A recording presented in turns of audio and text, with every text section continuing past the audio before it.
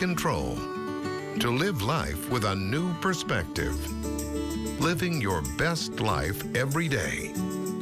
Intentional living with KLBK's Terri Furman.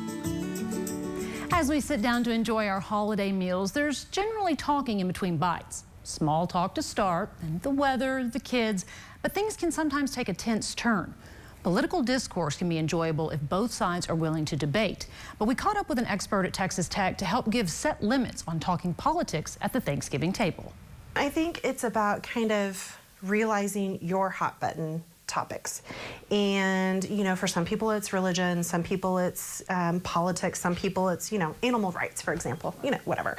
And so realizing what your passion is, reading the room, is really important. Amanda Wheeler has some tips for helping you avoid those hot button issues that can ruin family interactions. Watch for nonverbals. Watch for how people are reacting and interacting with you.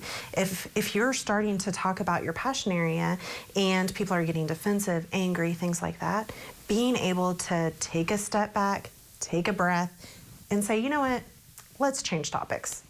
That is perfectly okay. We don't do that enough to say, you know what, this is not helpful. Again, we're not going anywhere. Let's just move on. And for multi-generational families, it can be difficult to agree on topics because of value differences between the ages. So if you're talking about politics, for example, and there's a lot of division with that, then find something within the political arena that is safe to kind of slowly inch your way into. So then all of a sudden you're talking about animals instead of Republicans versus Democrats. Wheeler says remembering your family and that this time you have together is special can help ground your holiday in gratitude instead of discourse. So realizing that it's not a competition, it's not something that needs to be won, and kind of having a little bit of empathy for the other side.